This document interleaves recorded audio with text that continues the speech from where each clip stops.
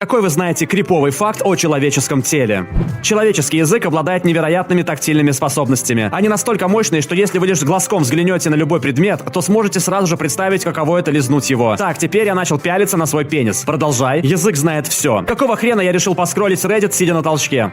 Ученые утверждают, что наша иммунная система даже не подозревает о существовании наших глаз. Грубо говоря, если завтра твоя иммунка узнает о том, что у тебя есть глаза, она станет расценивать их как внешнюю угрозу, попытается нейтрализовать глазные яблоки, в результате чего ты ослепнешь. Иммунотерапия, направленная на лечение у меня рака, привела к тому, что моя иммунная система атаковала мои глаза. Представьте себе сильнейшую аллергию или конъюнктивит обоих глаз 24 часа в сутки, 7 дней в неделю. Это так называемый конъюнктивит, вызванный иммунотерапией. Неизвестно, как его лечить, никакие лекарства не помогают. Каждый день у меня сплошные страдания. Каждый день я молюсь, чтобы я проснулся, а у меня все прошло. Полное видео на YouTube-канале апвоут.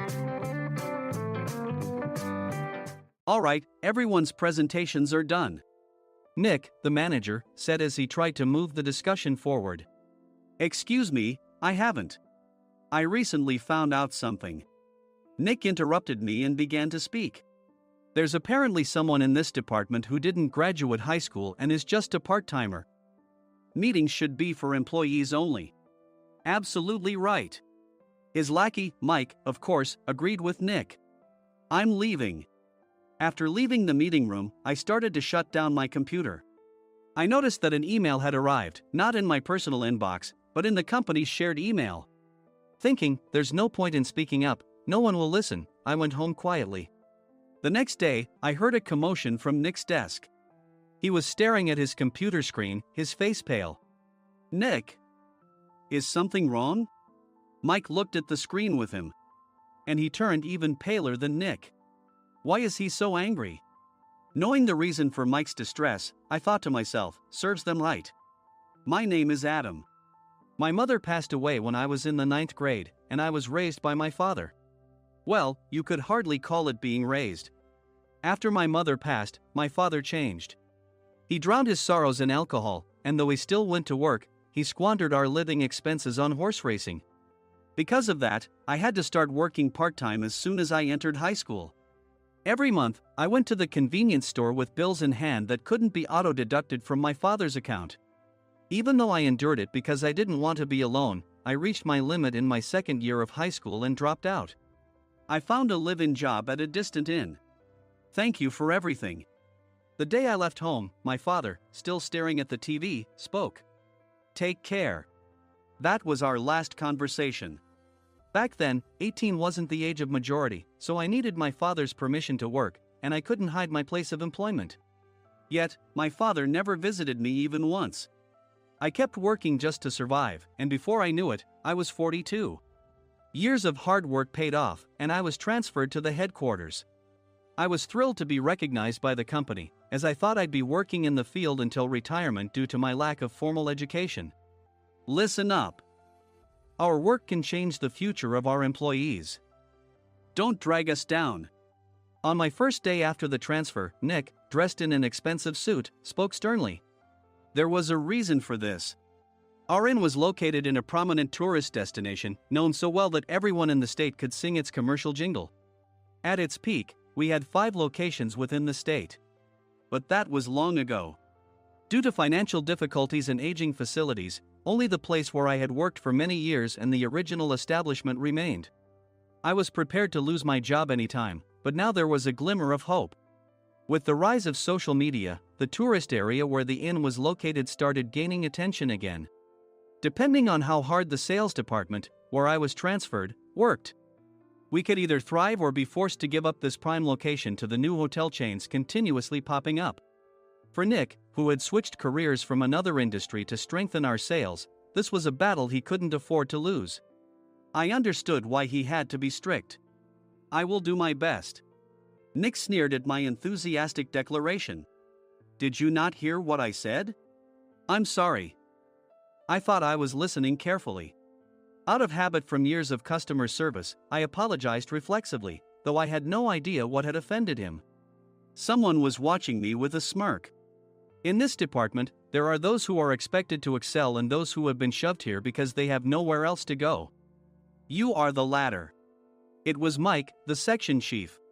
He's 7 years younger, at 35. But he was called to headquarters much earlier than I was and had been moving around within the headquarters ever since. I'm not jealous, but I can't accept that he's my boss. Graduating from a prestigious university, he has an unusually high pride and caused many problems as a newbie, making things very difficult for me when I was the front desk leader. When I found out Mike was transferred to the sales department a month before me, I was disheartened. Mike is right. With just a middle school diploma, there's not much you can do. Don't even think about achieving results. As if I didn't exist, Nick remarked, "I'm thirsty." Mike eagerly ran to the coffee maker. It seems Mike is Nick's lackey. I regretted being happy about my transfer to headquarters, wishing I had stayed on site forever. Send a direct mail to every company on this list by the end of the day. Nick only assigned me tasks that even a new graduate could handle. What? There are over 1,000 companies.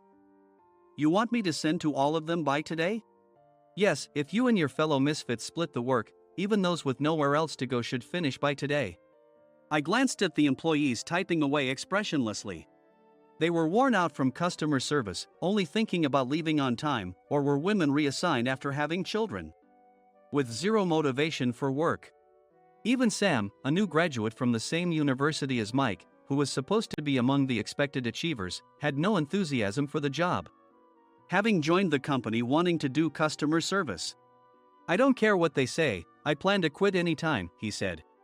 Only Nick and Mike were highly motivated, making all the decisions between the two of them. I originally only wanted to work at the inn to survive and had no particular attachment to this job. I swallowed my words, thinking I had no right to reprimand them. About a month after the transfer, Nick told us with a frustrated look, "To commemorate the 50th anniversary, we've decided to create a plan exclusive for one group per day." Originally, Mike and I were supposed to come up with it, but our president, Mr. Thompson, insists on hearing everyone's opinions.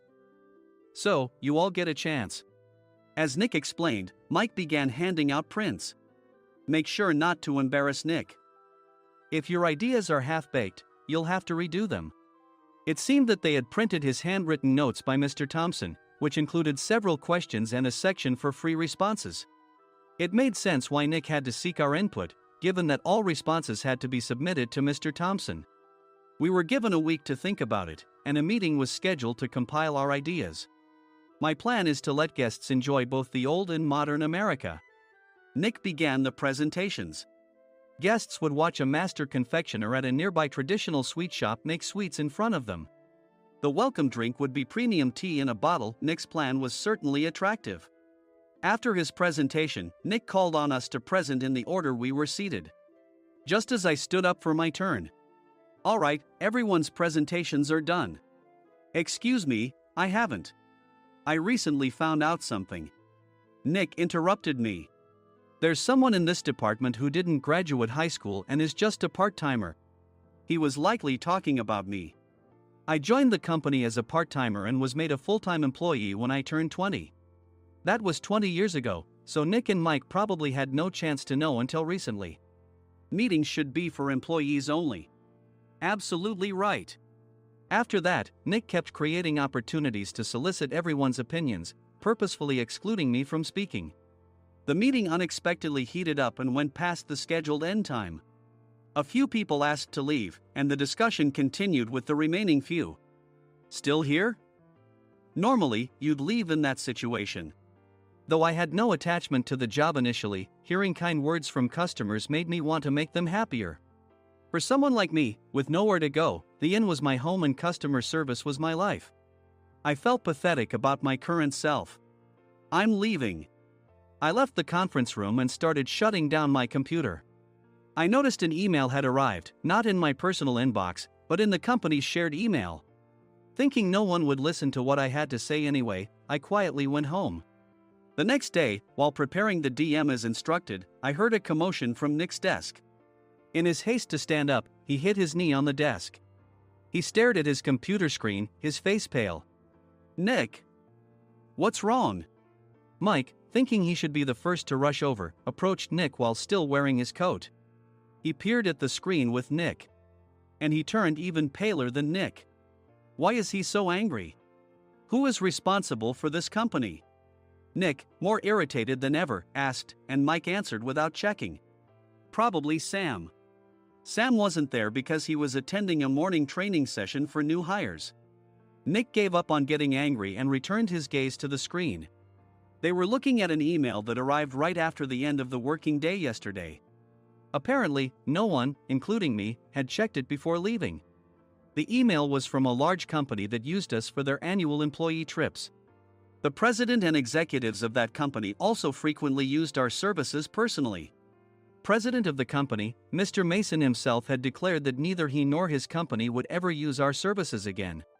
Well, some companies cancel their employee trips or stop using our services due to financial struggles. Let's just move on. Mike kept wiping the sweat from his forehead with a handkerchief. Knowing why Mike was so agitated, I quietly watched their interaction. Do you know how much revenue we get from that company? We can find other guests to fill the rooms, but we'll lose the banquet costs, gift shop revenue, rental car fees, and more. Moreover, the gifts were supposed to be prepared by the traditional confectionery shop involved in Nick's proposed plan. If it's known that we incurred such a huge loss at this critical time, Nick's position in the company would be jeopardized.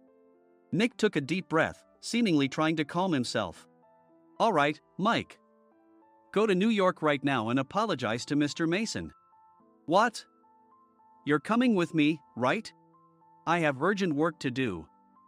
I trust you, which is why I'm entrusting this to you. Please.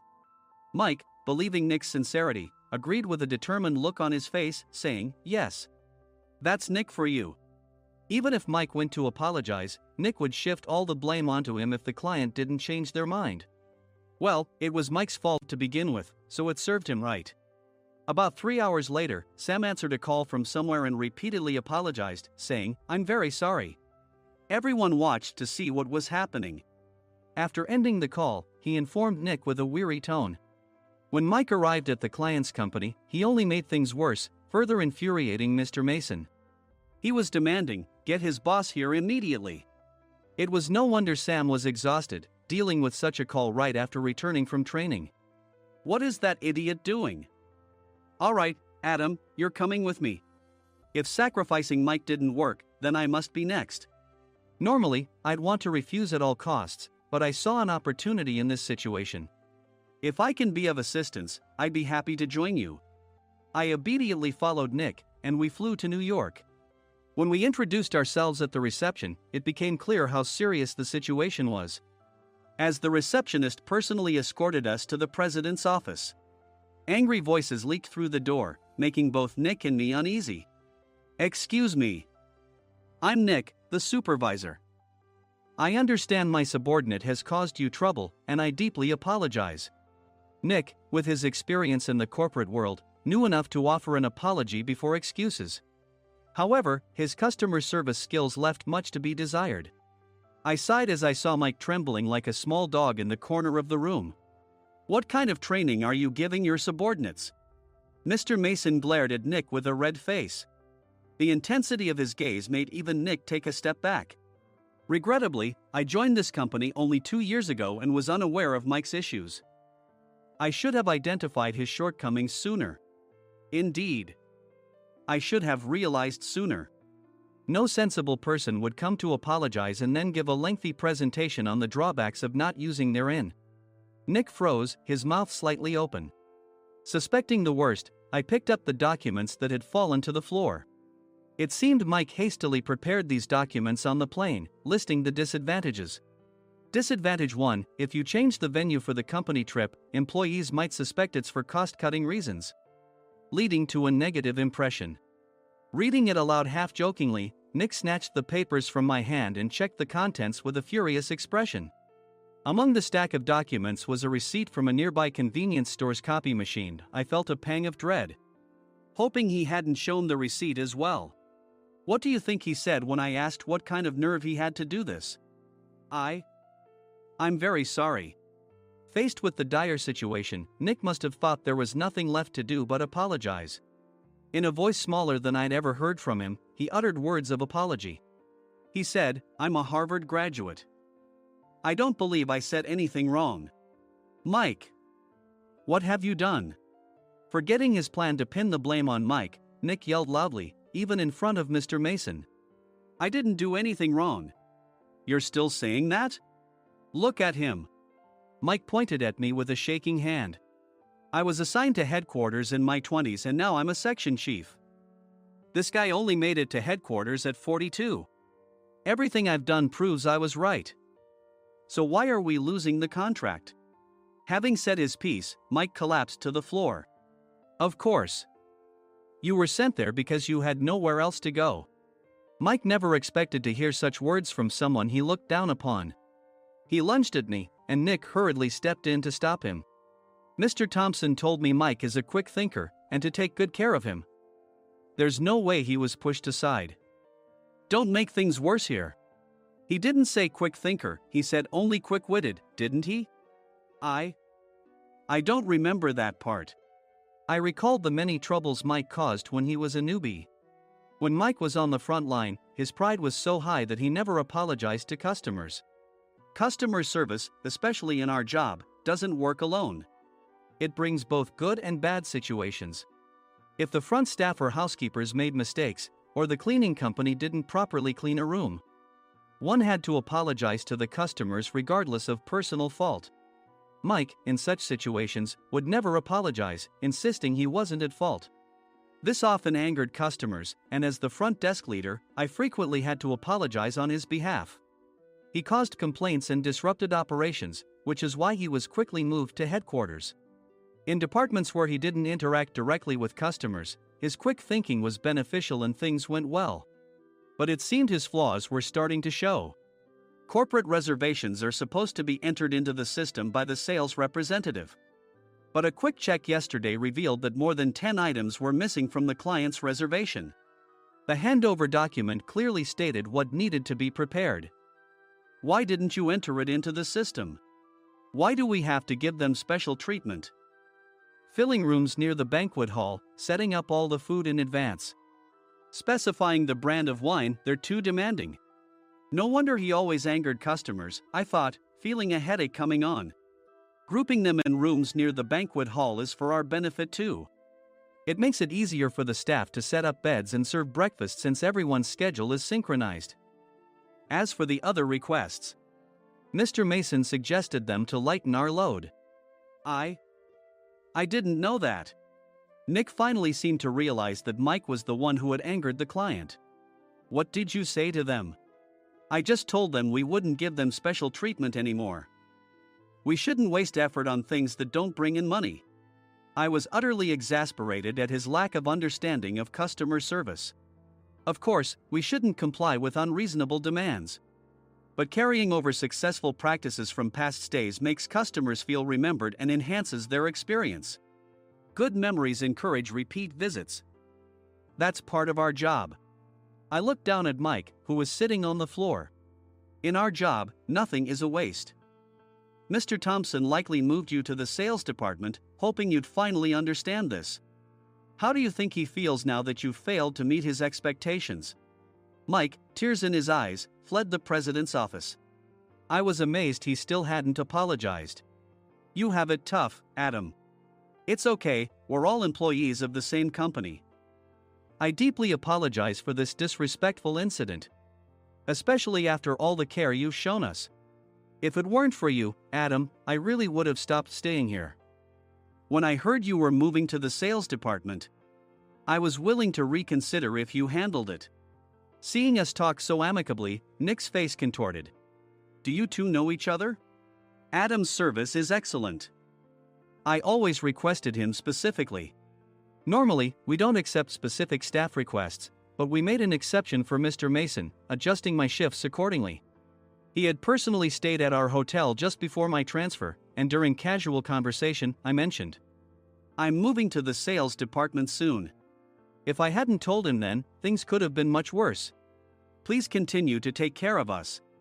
I look forward to it. On the return flight, Nick awkwardly offered me a can of beer. It's still working hours. Of course, I had no intention of forgiving him for a single beer. Nick might try to pin everything on Mike and avoid any consequences. While pondering this, a startling fact came to light. Nick, the tea bottles for the plan have arrived. I handed Nick a bottle labeled with our inn's name. They look good. What are you talking about? These are plastic bottles. I had assumed we would use the trendy, high-end bottling tea. But what arrived were ordinary plastic bottles of tea with customized labels. The only unique aspect was the label, which had the inn's name, making it look customized. Upon further investigation, I discovered that a substantial amount of money was set to be paid to the tea company. It was priced like bottling tea. Does this plastic bottle really cost $100 each? The tea inside is specially blended for us. The extra cost is for that. Wouldn't it be better to use another tea company? Or is there a specific reason we must use this one? As Nick continued to make excuses, I showed him a printed email. I informed the tea company's president, Mr. Mitchell, that we discovered irregular payments and he confessed. He said you two were high school classmates and planned to split the extra money. That idiot. Why did he confess? That's not important. You should worry about yourself, this could turn into a police matter. Opening the bottle cap, I suggested. How about calming down with this tea? It supposedly has a relaxing effect. Nick drank the tea frantically. In the following days, decisions were made about their fates. Mike was reassigned to the General Affairs Department, with no chance of transfer or promotion, as per Mr. Thompson's orders. As for Nick, since the payment to the tea company hadn't yet been made, he narrowly avoided legal trouble. Instead, he was encouraged to leave the company, and to avoid further complications, Nick submitted his resignation. Rumor has it that connections between HR departments have made it difficult for him to find new employment. Even though it was good to have those two gone, something unexpected happened in the sales department. Everyone became motivated and united in refining the 50th anniversary plan. In the end, my plan was adopted. We collaborated with the Tourist Information Center to provide personalized guides. The plan, tailored to the number of guests, was truly special for the 50th anniversary. Hey, is Adam's family coming to stay? I immediately booked that special plan for my family. Sam noticed it on the reservation list and quickly picked up on it. Yes, I'm inviting my father. That's great. I might invite my parents too. I lacked the courage to face my father just as Adam. But here, with the confidence Mr. Mason praised, I felt ready. The 50th anniversary plan was a perfect opportunity to reconnect with my father. I hoped to bring back the days when we could laugh together as we once did.